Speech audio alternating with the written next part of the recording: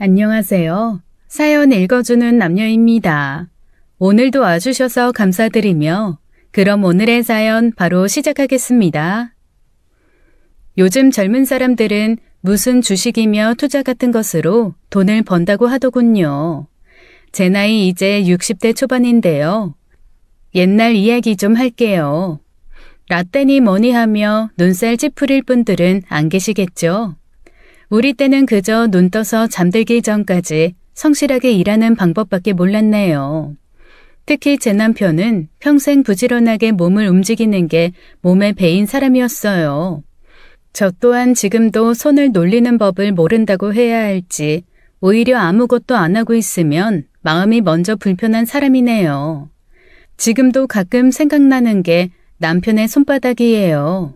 손바닥에 굳은 살이 얼마나 박혔는지 그 손바닥으로 등을 좀 긁어달라고 하면 효자손이 따로 필요 없을 정도였어요. 거북이 등딱지 같은 손이 이럴 때는 또 욕이 나네. 이게 다 세상 이치랑 비슷한 거야. 고생의 흔적은 결국엔 쓸모가 있다니까. 아무리 그래도 우리도 이젠 먹고 살만한 정도가 됐으니 당신도 좀 쉬엄쉬엄 일해요. 남들이 우리 보고 뭐라고 하는 줄 알아요? 돈을 벌어도 궁상 떤다고 한다고요. 돈도 써본 놈이 쓴다고 살아오는 내내 고생만 죽어라고 했으니 돈이 있으면 뭐합니까? 안정된 지금까지도 매사에 부지런하고 아끼는 게 습관이 된 거죠. 남편은 그야말로 찢어지게 가난한 집안의 장남이었어요. 아래로 여동생 2명과 막내 남동생이 있었죠. 시골에서 농사짓는 부모님 밑에서 겨우 고등학교를 마쳤답니다. 바로 서울로 올라와서는 닥치는 대로 일을 했다고 해요. 아는 사람 하나도 없는 서울살이가 죽도록 힘들었다고 하더군요. 저는 여상을 졸업하고 부모님 친구가 운영하는 약국에서 일을 돕고 있었어요. 그런데 저녁마다 파스를 사러 오는 남자가 있었는데 그 남자가 바로 남편이었답니다. 궁금함을 넘어 호감이 생긴 것은 제가 먼저였죠. 그렇게 파스만 계속 붙이지 말고 차라리 병원을 가보세요. 에이, 겨우 이깟 근육통으로 무슨 병원을 갑니까? 앞으로 50년은 문제없이 너끈합니다. 그리고 파스를 사야 현숙 씨 얼굴도 한 번 더 볼 수 있고. 사랑에 빠지면 눈에 보이는 게 없다고 하죠. 네, 저도 평생에 부릴 깡따구를 이 남자와 결혼하는 데 썼습니다. 주변의 반대를 무릅쓰고 이 남자와 숟가락 2개, 밥그릇 2개로 신혼살림을 시작했죠. 우리는 결혼 비용을 아껴서 중고 용달차를 구입했어요. 하루 24시간이 모자랄 정도로 짐을 나르고 옮기는 일을 했죠. 그래도 일용직 판에서 일하는 것보다 돈을 더 빨리 모을 수가 있었어요. 사글세에서 전세로 옮기고 나서 큰아들 준혁이가 태어났네요. 여보, 두고 봐. 우리 준혁이는 나처럼 고생하지 않고 살게 할 거야. 우리 조금만 더 고생하자. 남편은 특유의 성실함과 부지런함으로 거래처가 계속 늘어났습니다. 그리고 남편을 눈여겨본 이삿짐 센터 사장님이 동업을 제안했어요. 태성 씨가 워낙 일머리도 좋고 운전 실력 또한 남달라서 내가 특별히 제안하는 거야. 이렇게라도 자기 사업을 시작하지 않으면 남은 인생 내내 제자리라고. 우선 스카이 사다리차 구입해서 함께 일해보자고. 이제 앞으로는 고층 아파트들이랑 빌딩들이 많이 생겨서 이거 완전 그냥 돈을 긁어 모으는 거라고. 아직 제 형편이 어려워서 스카이 사다리차를 구입하기는 힘든데요. 누가 당신 돈으로 사래? 내가 보증해 줄 테니 은행에서 빌리면 되지. 대신 자네도 내 보증을 서주면 뭐 걱정 없잖아. 큰아들이 7살, 작은아들 준수가 4살이 되었을 때 첫 스카이 사다리차를 구입했어요. 두 아들을 데리고 구경을 하러 갔는데 은행 대출이 반 이상이긴 했지만 그래도 너무나 벅차고 뿌듯했습니다. 와, 너무 멋져요. 나도 꼭 커서 저 사다리차 운전하고 싶어요. 큰아들 준혁이는 유독 남편이 일하는 현장에 가고 싶어 했어요. 언젠가는 학교에서 하는 그림 대회에서 남편의 스카이 사다리차를 그려서 상을 받아오기도 했죠. 아빠, 나는 이 세상에서 아빠가 제일 자랑스러워요. 내가 우리 준혁이랑 준수 때문에 매일 힘이 난다. 세상 그 어느 누구도 부럽지가 않아.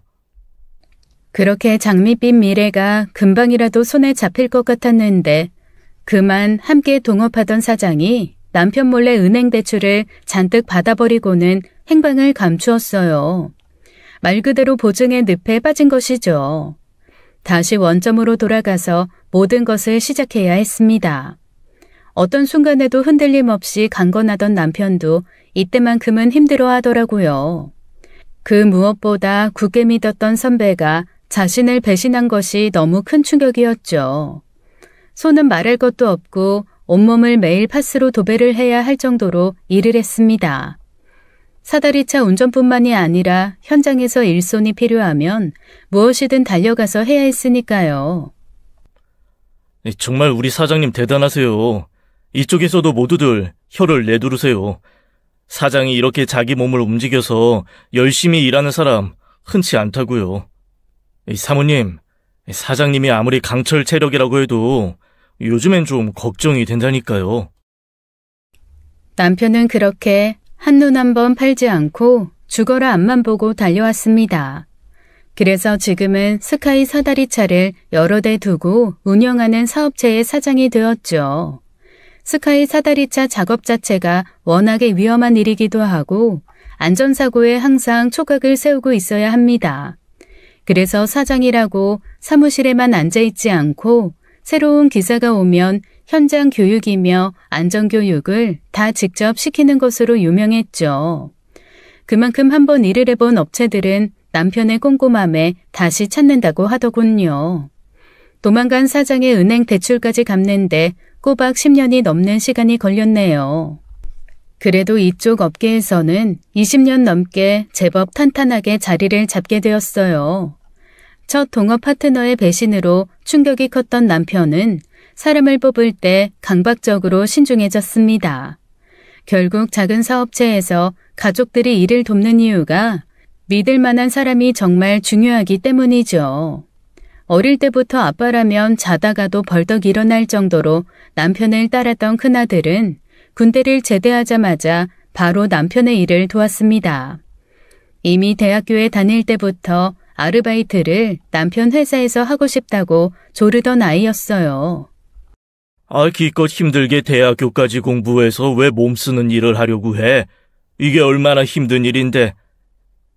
내가 왜 손이 부르트도록 일을 한 건데 다 너희들은 나보다는 좀 편하게 살게 하려고 그런 거다.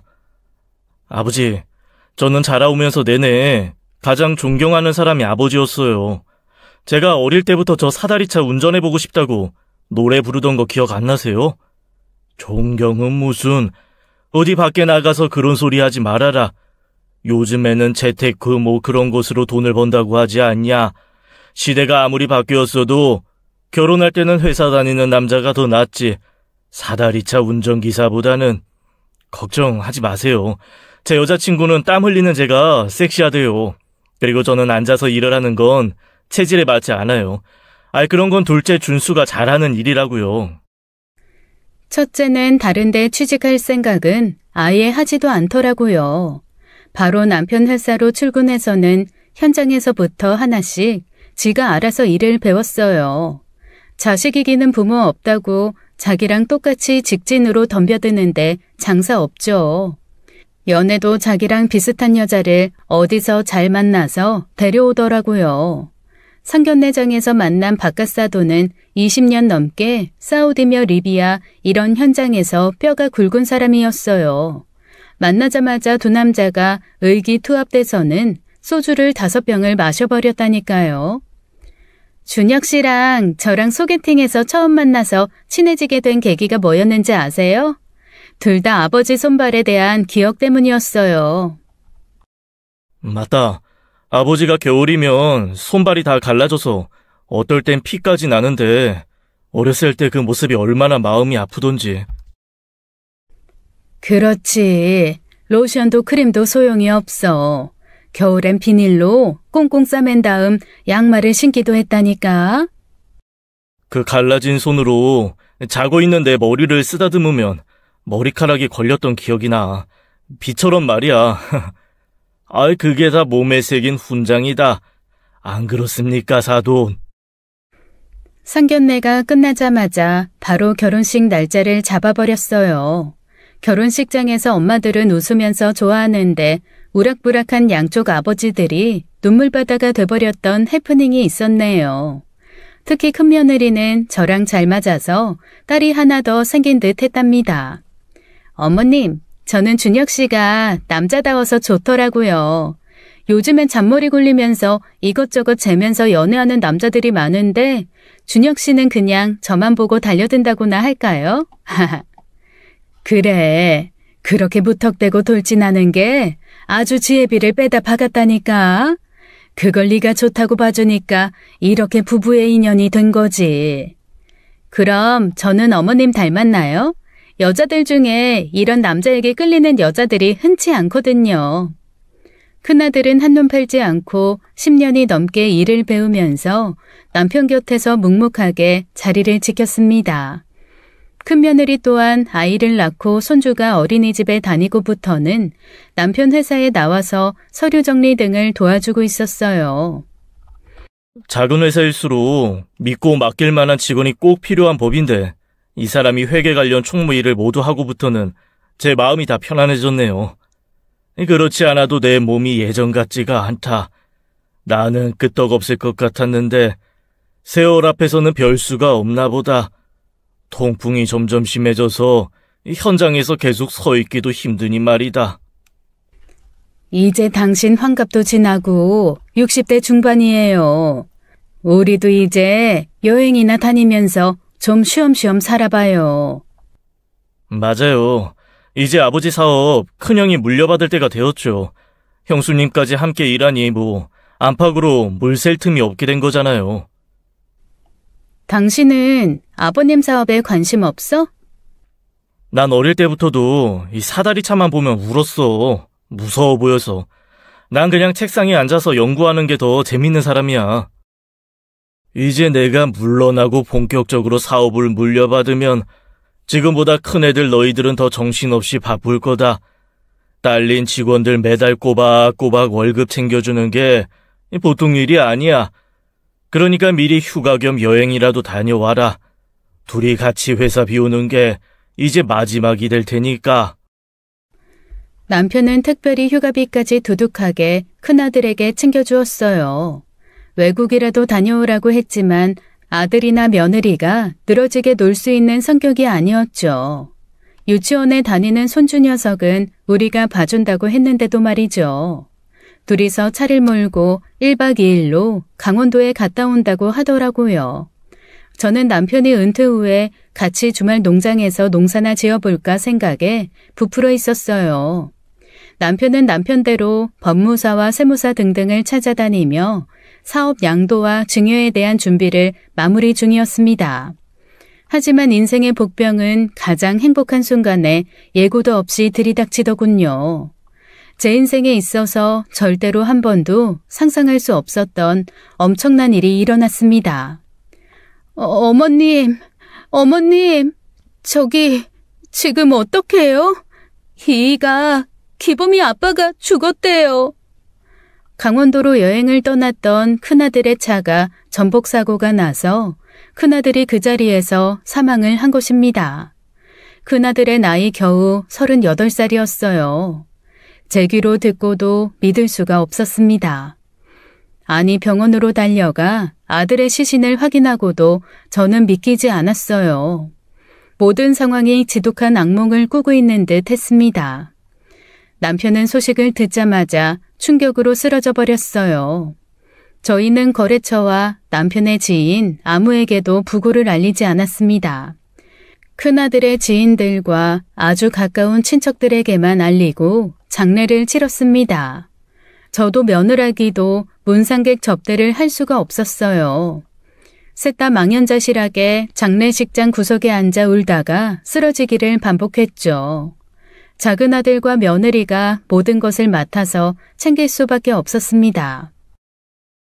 이 모든 게 내 탓이 아닌가 싶다.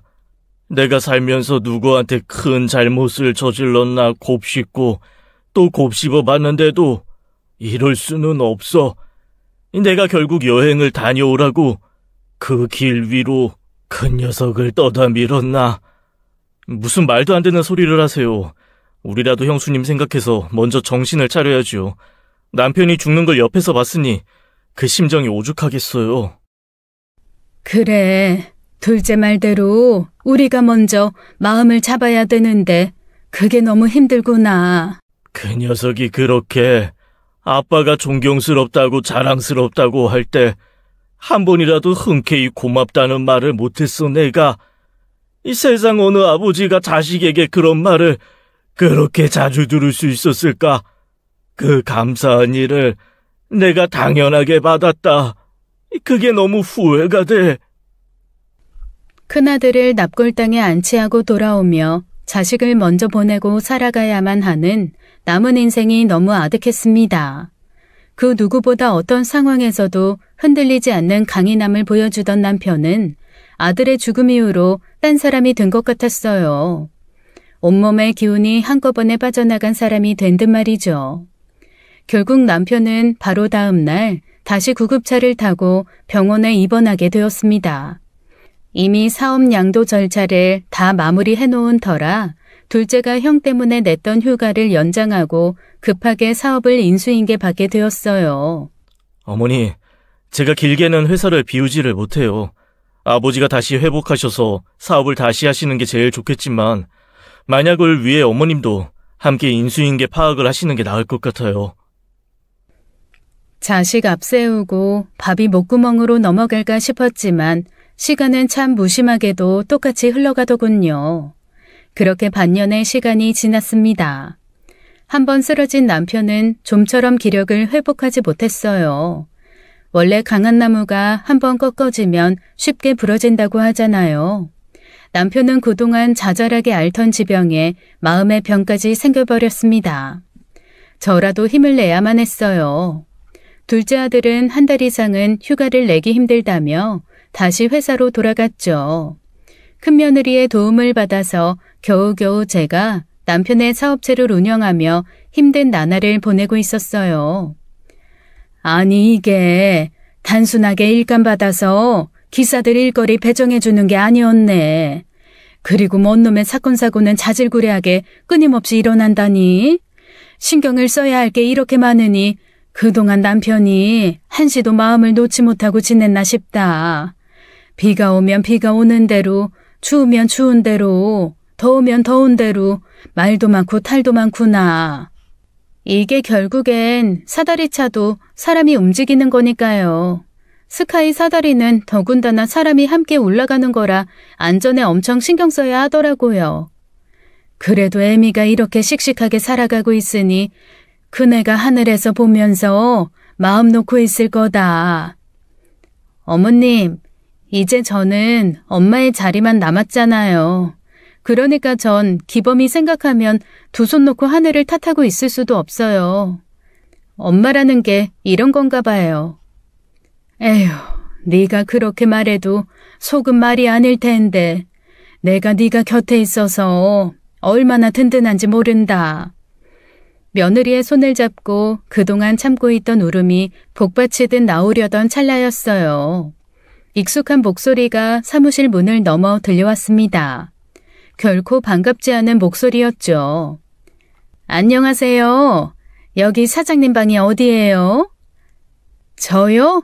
딱 보면 몰라요. 여기 사모님 얼굴이랑 닮지 않았어요. 제가 동생이에요. 어허, 안내나 하시고 시원한 거 뭐 마실 거나 좀 내와봐요. 어머님, 손님이 오신 것 같은데요. 아휴, 저 목소리만 들어도 누군지 알겠다. 여동생과 제부가 요란하게 문을 열고 등장했어요. 언니, 형부 회사를 이제야 와보네. 그동안 형부가 좀 무서웠어야지. 처제한테 그렇게 차갑게 대하는 형부도 없었을걸? 어머, 이모님, 안녕하세요. 이모부님도 오셨네요. 아유, 우리 준혁이 보낼 때 보고 처음 보는 건가? 아, 내가 정말 그 생각만 하면 우리 언니 걱정에 잠을 다 설친다니까. 언니, 이제는 좀 괜찮아졌어? 아들 먼저 보낸 어미는 눈 감기 전엔 결코 괜찮아질 수 없는 거다. 연락도 없이 갑자기 여긴 왜 왔니? 아유, 언니는 뭘 아직까지도 그렇게 심각해. 이제 산 사람은 살고 봐야지. 우리 조카 며느리는 잠깐만 자리 좀 비켜주지 않을래? 어릴 때부터 같은 엄마 뱃속에서 나온 동생이 맞을까 여러 번 생각을 했어요. 그 정도로 저와는 정반대의 성격을 가진 동생이었습니다. 남편과 결혼할 때 집안의 반대가 심했는데 동생은 처음에 남편이 어려울 땐 형부 취급도 안 하고 무시했죠.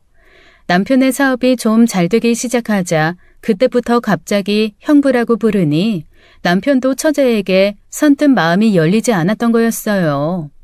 여동생과 결혼한 제부는 처음에는 큰 사업을 한다며 화려하게 결혼식을 올리더니 사업을 정리하고 난 뒤부터는 여기저기 취업을 하는 듯 하더군요. 그런데 몇 달 뒤에 보면 그만두고 다시 다른 데를 기웃거리는 겁니다. 그 어디에서도 진득하게 붙어있지를 못해서 부모님의 걱정거리였어요. 언니, 이 사람 좀 살려주라. 이제 언니밖에 없어. 나이도 적지 않아서 더 이상 이력서 들이밀 데도 없어. 근데 이가 또 운전 하나는 기가 막히게 하잖아. 아이, 제가 아쉬워서라기보다는 처형이 형님도 없이 조카 며느리랑 이 험한 일을 꾸려나가는 게 쉽지 않아요. 아무래도 남자가 좀 있어야 아랫사람들도 좀 통제가 되고 그래요. 사실 솔직히 말하면 남편과 큰아들의 빈자리를 제가 혼자 메꾸기에는 힘에 부치는 일이긴 했어요. 아무리 옆에서 일 잘하는 며느리가 도와준다고 해도 남자 기사들 상대하는 것도 업체의 막무가내 아저씨들 대응하는 것도 만만치 않더라고요. 우선 그럼 사다리차 운전부터 해볼래요? 근데 일종 면허증하고 고소작업차 기능사 자격증도 있어야 하는데. 에휴 언니, 그 정도는 이미 다 준비해서 왔지. 이가 생각보다 엄청 준비성이 좋다고. 언니도 가족이 옆에 있으면 든든하고 좀 좋아. 뭐 딱히 믿음이 가지는 않았지만 그래도 가족이 남보다는 낫겠다는 생각이 들더군요. 더군다나 자격증도 미리 준비하고 부탁하는 거면 생각을 많이 하고 도전하는 것이겠거니 했습니다. 하지만 사람은 참 쉽게 바뀌지 않더라고요. 어디에서도 길게 버티지 못했던 습성은 게으르고 배려심 없는 성정 때문이었어요. 첫 한 달은 잘 노력하는 게 보이더니 몇 달을 버티지 못하고 지각을 하기 시작하더군요. 그리고 동료 기사들이랑 사소한 시비가 멈추지 않았어요. 업체 사장님들과도 종종 갈등을 빚어 컴플레인이 들어올 정도였습니다. 어머님, 이번에 또 업체에서 전화 왔어요. 물건 내리다 말고 덥다고 커피 마시고 온다면서 1시간 만에 다시 나타나셨대요. 문제는 제가 문제를 지적하면 고치려고 드는 게 아니라 바로 여동생을 부른다는 겁니다. 언니가 좀 잘 봐주면 안 돼? 이 사람 오고부터는 기사들이 언니한테 함부로 굴지 않는다며. 그것만 해도 어디야? 처형, 아무래도 형님이 복귀하시긴 이제 물 건너간 것 같고요. 처형도 이제 나이도 있고 체력도 한계가 있고 하니 저한테 여기 맡기시고 집에서 형님 건강 좀 더 신경 쓰시죠. 그래 언니, 지난번에 보니까 형부 얼굴이 말이 아니더라. 언니가 언제까지 이 험한 일을 맡아서 하겠어? 마침 이렇게 이의가 딱 준비돼서 나타났으니 얼마나 좋아. 뭐니 해도 가족만큼 믿을 수 있는 사람이 어디 있다고. 가족도 가족 나름이지. 솔직히 제부가 자격증까지 준비해서 왔길래 기대했다. 네 형부나 먼저 떠난 준혁이처럼 성실하고 열심히 했으면 내가 먼저 부탁했을 거야. 근데 제부는 직원이었으면 진즉에 잘났어. 기본은커녕 함량 미달이라고. 어디서 게으른 주제에 욕심은 많아서 형부가 몇십 년 동안 일구어 놓은 사업체를 그냥 꿀꺽하려고 해? 너도 제부도 정신 차려. 내가 정말 치사해서 언니면 다야? 말 다 했어? 지금 언니가 무슨 사장이라도 된 것 같아서 눈에 보이는 게 없어? 내가 언니 생각해서 하는 말을 이렇게 왜곡을 해? 아들 먼저 보내더니 세상을 왜 그렇게 삐뚤어지게 봐? 우리를 무슨 협잡꾼처럼 취급을 하네? 너 내가 경고하는데 한 번만 더 그 입으로 내 아들 운운하면 정말 가만 안 둘 거야. 너도 네 눈에서 피눈물 한번 흘려봐야 정신 차리겠니? 말씀이 지나치시네요. 지나치긴 뭐가 지나쳐? 내가 그동안 입은 피해 손해배상 청구 안 할 걸 감사하게 생각해. 더 이상 직원으로도 쓸 생각 없어. 오늘부로 퇴사 처리할 테니까 그리 알아. 이거 제가 고용노동부에 신고할 겁니다. 이렇게 마음대로 사람을 자르는 게 어디 있어요? 여동생과 제부는 길길이 날뛰더군요. 저는 큰며느리 보기에 친동생과 제부가 너무 부끄러웠지만 지금 도려내지 않으면 더 큰 화를 불러일으키겠다 싶었어요. 가족이 어려움에 처했는데 도와주는 척하며 자신들 이속이나 챙기려는 동생과 제부라니요. 평생 보지 않는 한이 있어도 곁에 두면 남보다도 못한 가족이었어요. 어머님, 속상하시죠? 그래도 힘내서 조금만 더 버텨보세요. 그래, 내가 네 얼굴 볼 면목이 없구나. 무슨 말씀이세요? 어머니가 어떤 심정이신지 너무 잘 알아요. 다시는 여동생과 제부를 보지 않겠다며 회사에서 내보냈지만 마음 한켠은 돌멩이를 매단 것처럼 무겁더군요. 하지만 세상의 시계는 제 마음과 상관없이 잘도 흘러가대요. 남편은 병원과 집으로 가며 건강을 회복하려고 노력했어요. 하지만 한번 곤두박질 쳐버린 몸과 마음은 아주 더디게 움직이더라고요. 그래도 남편의 생일을 축하하려고 오래간만에 가족이 모였습니다.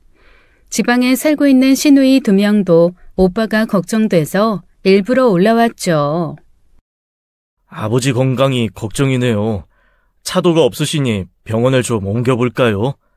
아니다. 시간이 좀 더 필요할 뿐이야. 좀 기다려다오. 어젯밤 꿈엔 큰애랑 막내 태수가 같이 나타나더라고. 그러고 보니 막내 삼촌은 큰형 장례식 때도 안 오셨잖아요. 우리 어릴 때 삼촌이랑 같이 살 때도 큰형이 삼촌을 참 좋아했는데.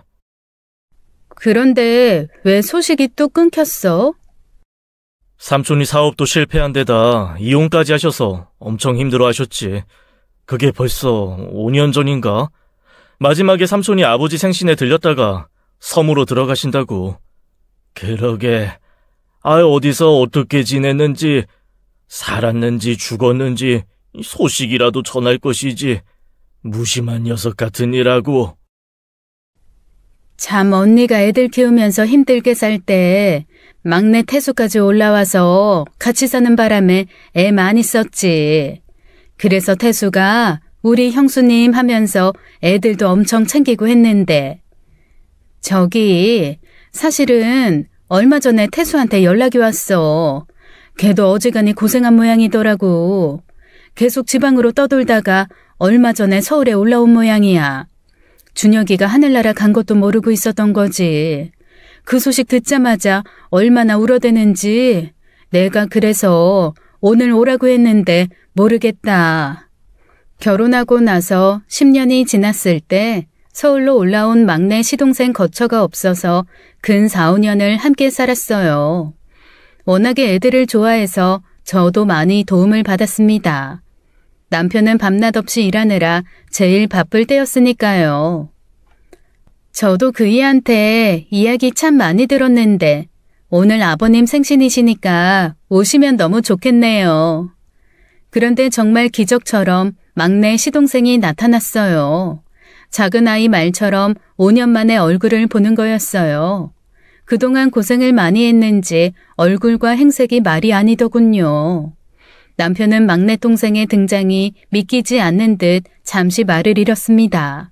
저는 이러다가 또 남편이 쓰러지지 않을까 걱정이 되더군요. 큰형님, 정말 미안해요. 내가 너무 늦게 나타났지. 삼촌이 돼서는 이 조카가 떠난 것도 모르고 먹고 살기 바빠서 이제야 왔어.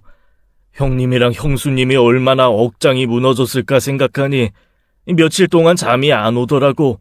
이 준혁이 녀석 그렇게 허망하게 가버렸으니 우리 조카 댁도 얼마나 상심이 컸을 거야. 이 무심한 녀석아, 이렇게 멀쩡하게 살아있었으면서 이제야 나타나 이 우리 중혁이가 떠난 것도 모르고 말이야. 시동생은 남편과 제 손을 잡고 엉엉 울기 시작했어요. 남편은 막내 동생의 등장에 그동안 참고 참았던 눈물을 쏟아내며 오열을 했습니다. 그날 저와 남편 그리고 시누이들, 큰며느리와 작은아들 모두가 울었어요. 사실 큰아들이 떠나고 난 뒤 가족들이 모이면 불문율처럼 눈물을 흘리지 말아야 한다는 강박이 있었거든요. 저부터도 그랬고요. 서로가 서로에게 씩씩한 척을 연기하느라 다들 힘들었을 겁니다. 정말 이날은 눈치 볼 것 없이 그동안 참았던 눈물을 실컷 쏟아냈어요. 딱히 서울에서의 거처가 없었던 시동생은 우리 집에 함께 머물게 되었죠. 막내 동생이 나타나자 남편도 조금씩 기운을 회복하는 듯 했습니다. 형님 빈자리를 형수님과 조카댁이 대신 맡아서 하고 있는 거예요. 우리 형수님 힘들어서 어찌합니까? 기사들 기가 세서 상대하는 게 호락호락하지 않을 텐데. 내가 좀 가끔이라도 나가서 봐주면 좋겠지만 이제 겨우 지팡이 짚고 병원에나 다닐 정도니 네 형수랑 큰애가 고생이지 뭐. 그럼 제가 좀 나가서 형수님을 도와드릴까요? 어차피 저도 어디에서든 일을 좀 해야 하니까요. 그럼 너무 든든하고 좋죠. 안 그래요, 어머님? 서방님, 조금 더 쉬셔야 하는 거 아니에요?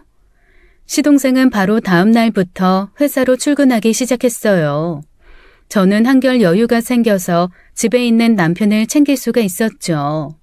그동안 남편의 병원 케어를 도왔던 작은 며느리도 덕분에 자유로워질 수 있었고요. 근데요, 어머님, 요즘 회사에 오전에만 잠깐 나가셨다가 바로 들어오신다면서요?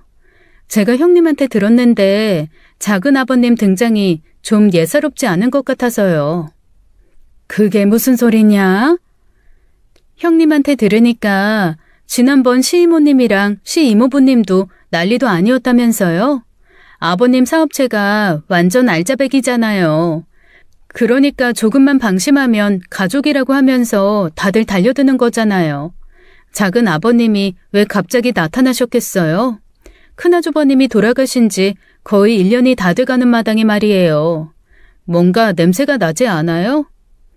네 아버님이 들으면 기함을 토하시겠다. 그럴 뿐 아니셔. 지금 네 아버님이 동생이 돌아와서 기운 차리는 거 보면서도 그런 이야기를 하니? 아니, 저는 형님이 그런 느낌으로 말씀을 하셔서. 얘들이 어디 함부로 사실도 아닌 걸 겁도 없이 나불대니?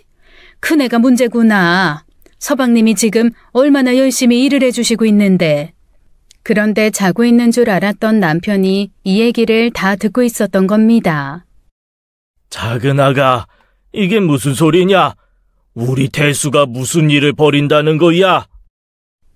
이렇게 된 김에 그냥 솔직하게 말씀드릴게요. 제가 지난번에 형님을 만나서 잠깐 회사에 들렸었거든요. 근데 작은아버님이 막 기사들한테 호통치고 있더라고요. 분위기 정말 살벌했어요. 근데 형님한테도 막 뭐라고 하시는 거예요. 형님이 눈물을 찔끔 흘리셨을걸요? 아니, 사실 작은아버님이 회사 대표도 아니고 그냥 직원일 뿐이잖아요. 근데 출근한 지 얼마나 됐다고 그렇게 벌써부터 사장처럼 구는 거 이상하잖아요. 아마 큰애랑 네가 무슨 오해를 하고 있는 것 같은데 우리 태수 그럴 애가 아니다. 저라고 왜 그렇게 믿고 싶지 않겠어요. 요즘엔 가족이라고 뒤통수 치는 경우가 워낙 비일비재해서리. 작은 며느리야 워낙에 생각 없이 말을 하는 스타일이니 그렇다고 쳐도 큰며느리까지 그렇게 말을 했다니 신경이 좀 쓰이더군요. 회사에 나가서 확인을 하고 아무래도 미리 입단속을 시켜야겠다 싶었습니다. 마침 회사에 갔더니 시동생은 외근을 나가고 없었어요. 큰애야, 얼마 전에 태수서방님이 혹시 기사들 불러서 혼낸 적 있었니? 너한테도 큰 소리 내고? 아, 네. 근데 어머님이 어떻게 그 일을 아세요? 아니, 너는 그런 일이 있으면 나한테 보고를 했어야지. 아니, 작은아버님이 말하지 말라고 하셨거든요. 괜히 신경 쓰신다고요. 그런데 그게 왜요? 왜라니? 작은애가 이상한 소리를 해서 아버님이 걱정을 하시잖니. 상황을 들어보니 기사들이 금연구역에서 담배를 피고 심지어 점심시간이 한참 지난 다음에도 제 시간에 들어오지를 않아서 거래처에서 연락이 많이 온 모양이었나 봐요. 큰애가 통화하는 것을 듣고는 기사들을 불러서 따끔하게 이야기를 했던 모양이고요. 큰애는 그동안 기사들이 자신이 말할 때는 무시하다가 시동생이 혼내니까 그제서야 시정하겠다고 말을 하니까 그동안 쌓였던 서름이 눈물을 찔끔거리게 만들었다고 하네요. 우리 조카 며느리 지금도 충분히 잘하고 있어요. 원래 이쪽 판이 나이가 어리고 거기에다 여자면 좀 무시하는 경향이 있어요. 큰며느리는 시동생이 위로하면서 다독여줘서 너무 감사했다는 말을 하더라고요. 그때 잠깐 동서가 들렀는데 잘못 오해하고 어머님께 말씀드렸나 보네요. 근데 이상하네요. 제가 다 자세하게 설명했는데요.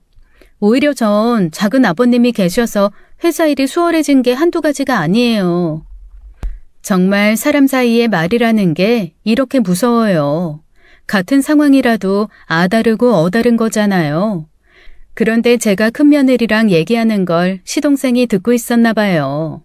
그날 밤 시동생이 남편과 저를 불러놓고 머뭇거리며 이야기를 꺼냈습니다. 아무리 생각해도 제가 계속 있을 자리가 아닌 것 같아요. 저 하나 때문에 이러쿵저러쿵 말 나오는 것도 불편하고요. 원래도 잠깐만 있으려고 했던 거였어요.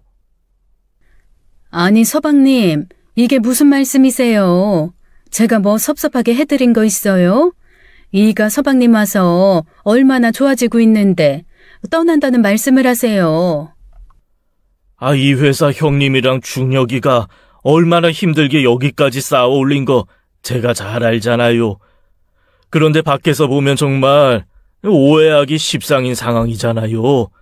다른 사람은 몰라도 저 때문에 형님이랑 형수님 그리고 우리 조카들 사이에 분란이 생긴다면 제가 떠나는 게 맞아요. 이 얘기는 지난번에 다 끝난 거 아니냐? 아무래도 안 되겠다. 지금 당장 애들 다 불러요. 남편과 저는 당장이라도 짐을 싸서 나가려는 시동생을 겨우 붙잡았답니다. 정말 이제야 한숨 돌릴 수 있었는데 말도 안 되는 오해 때문에 5년 만에 만난 동생을 떠나게 할 수는 없었으니까요. 작은아가 잘 들어라. 자고로 말을 할 때는 특히 가족 간의 문제는 입 밖으로 내뱉을 때 두세 번은 곱씹어보고 말을 하도록 해라.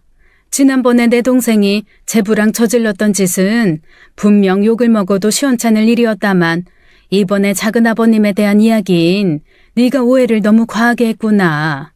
지금 당장 작은아버님한테 사과하도록 해. 다시는 가족들 간에 이간질 시키는 일 따위 버리지 말거라. 저는 작은 며느리한테 결혼 이후 처음으로 크게 혼을 냈답니다.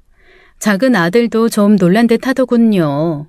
작은 며느리는 눈물을 흘리면서 시동생에게 잘못을 빌었습니다.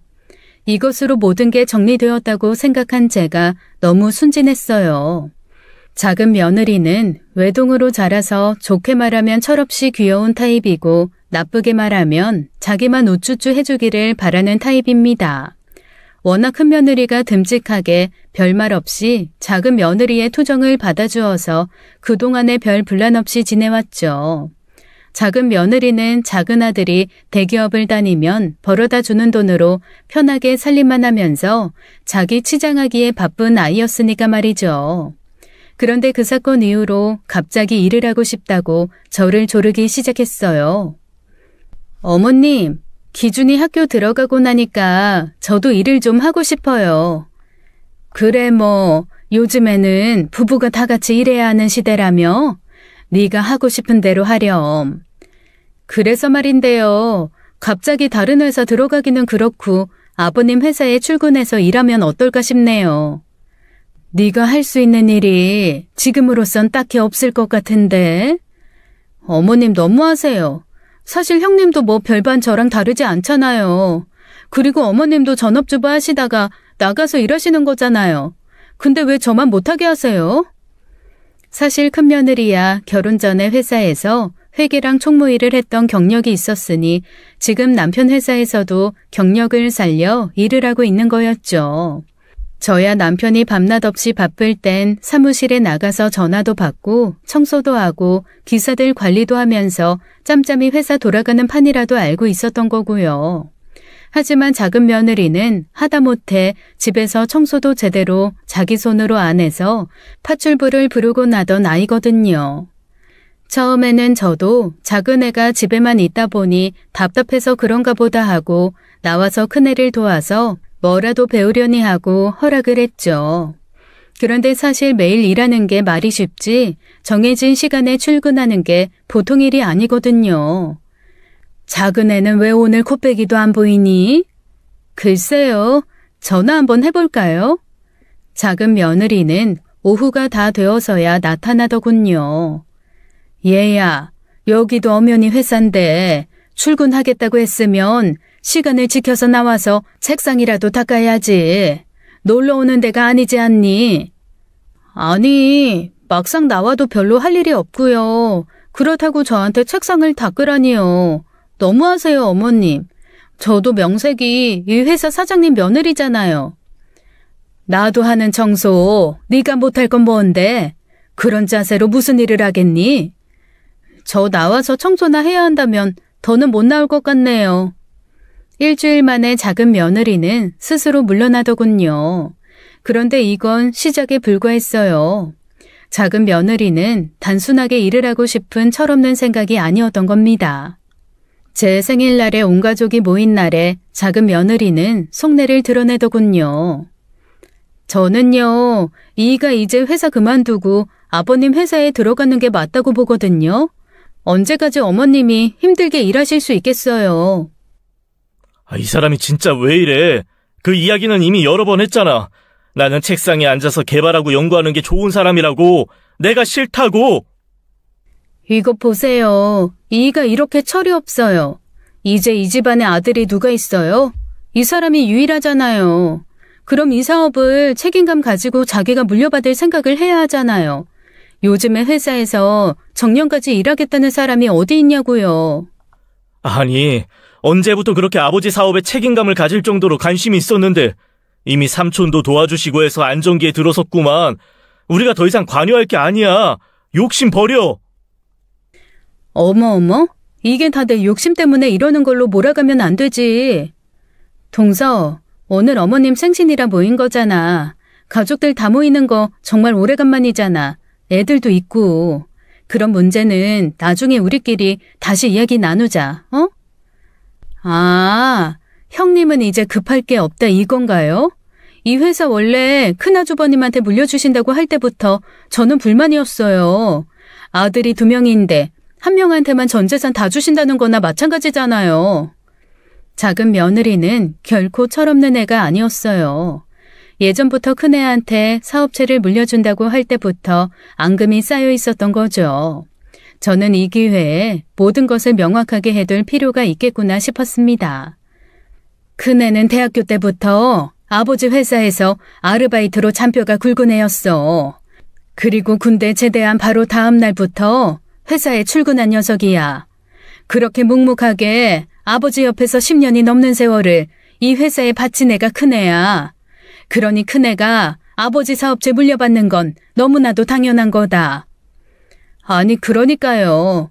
그 아주버님이 이젠 이 세상 사람이 아니잖아요. 그럼 상식적으로 이 사람이 회사 물려받는 게 맞는 거 아니에요? 당신 제정신이야? 아니, 형수님 앞에서 지금 무슨 막말이야? 그래, 내가 지금 미치지 않게 생겼어? 우리 아들 기준이가 나중에 할아버지 재산을 1도 물려받지 못하게 생겼는데? 지금 이 자리에 큰애는 없다만 큰애만큼이나 회사에 인생 바치고 있는 것도 첫째 기범이 어미야.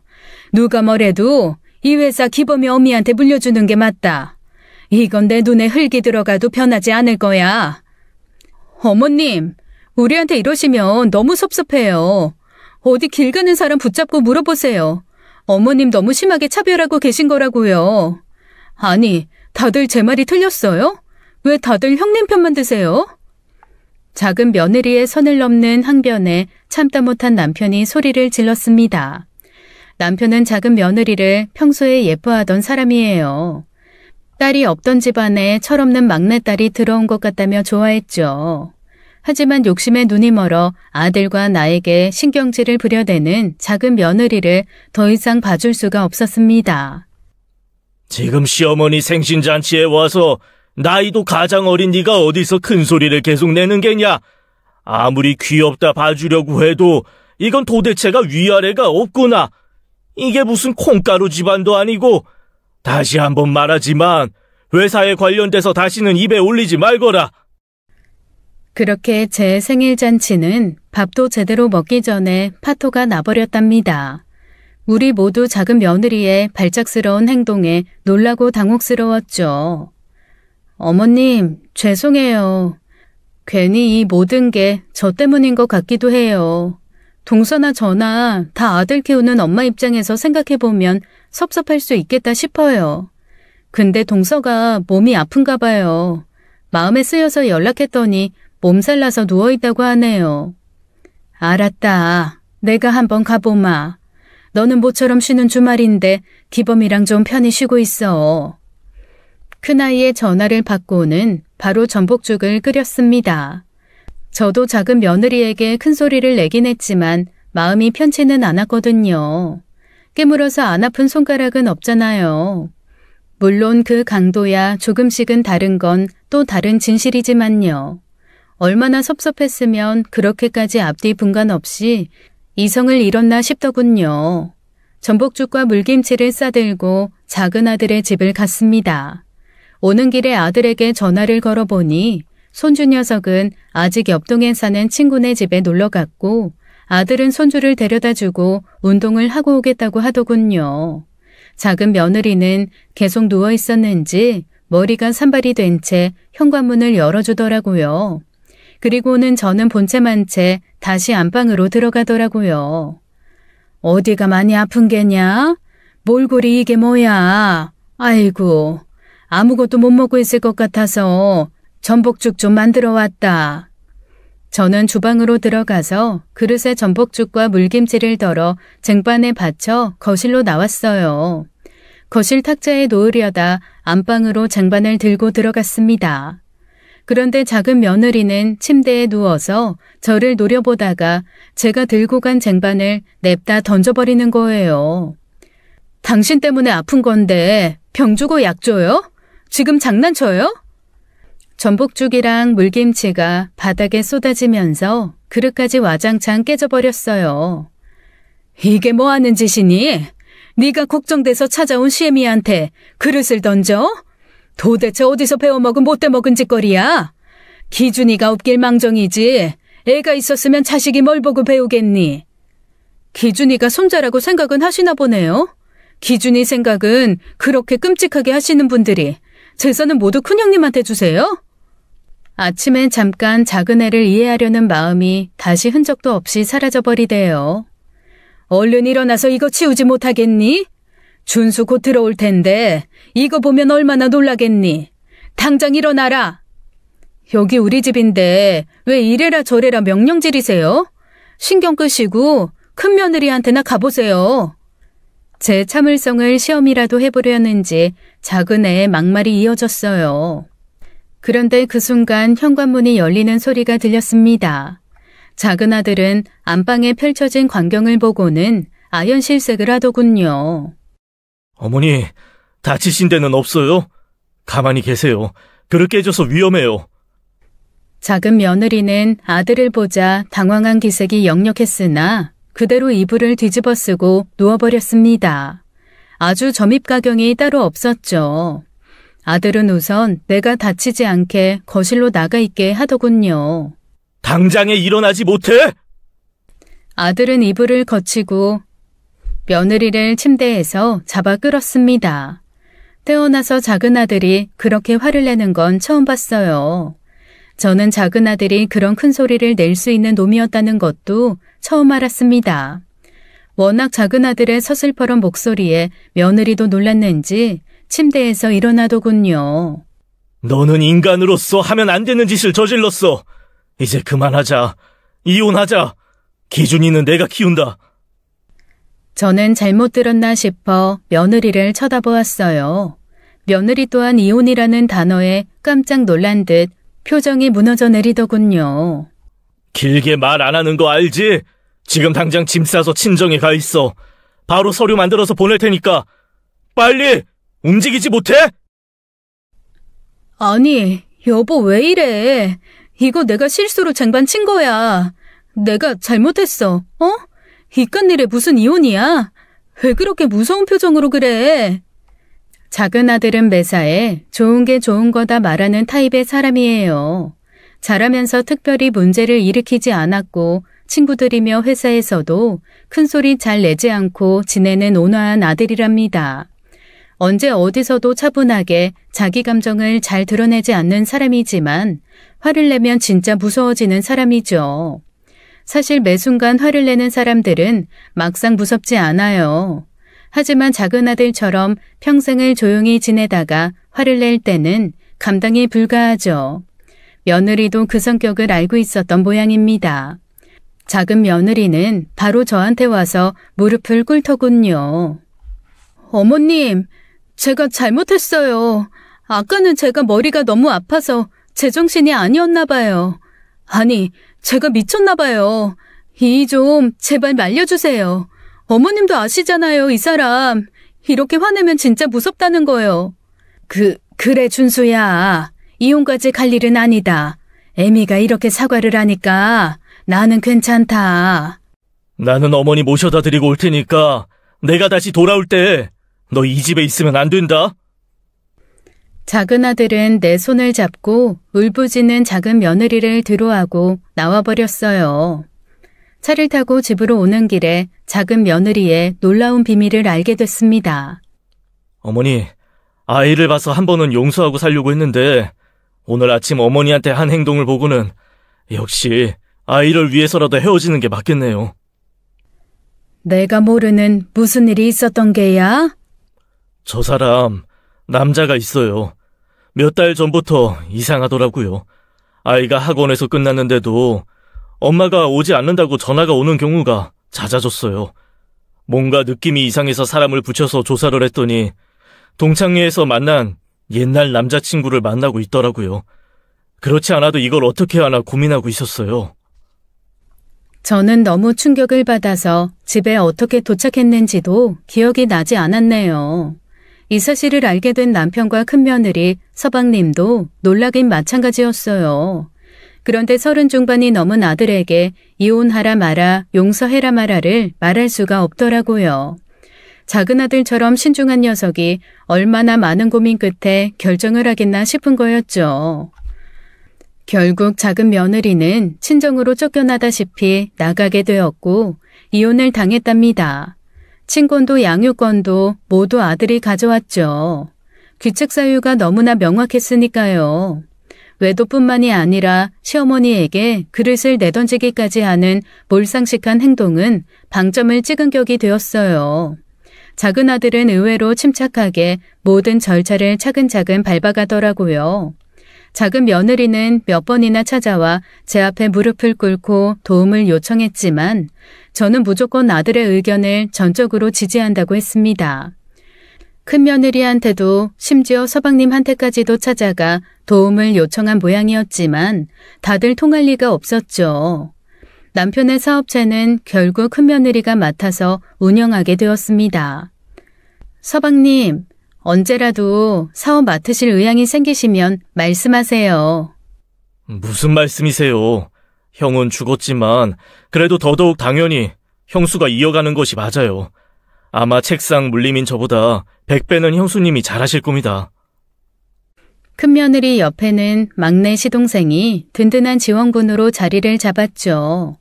현장에서 기사들을 컨트롤하는 것은 막내 시동생이 얼마나 잘하고 있는지 몰라요. 저는 다시 집으로 복귀해서 남편 곁에서 그렇게나 바라던 평화로운 노후를 보내게 되었습니다. 더 이상 궁상맞지도 않게 말이죠. 가끔, 아니 여전히 자주 큰아들이 생각나긴 하지만 이제 곧 하늘나라에서 만날 생각을 하면 슬픔은 좀 많이 참을 수 있게 되었답니다. 이제 더 이상 제 인생에 슬프고 놀랄 일은 없기를 바라지만 인생이라는 게 제 맘대로 흘러가는 게 아니라는 걸 이 나이가 되니 알겠더라고요. 그저 바라는 것은 오늘 하루 우리 가족들이 한순간이라도 환하게 웃을 수 있기를 바랄 뿐입니다. 지금까지 긴 이야기 들어주신 청취자 여러분도 환한 웃음이 함께하길 기원합니다. 지금까지 사연 읽어주는 남녀였습니다. 끝까지 시청해주신 여러분 감사드리며 저희는 다음 사연으로 돌아올게요. 감사합니다.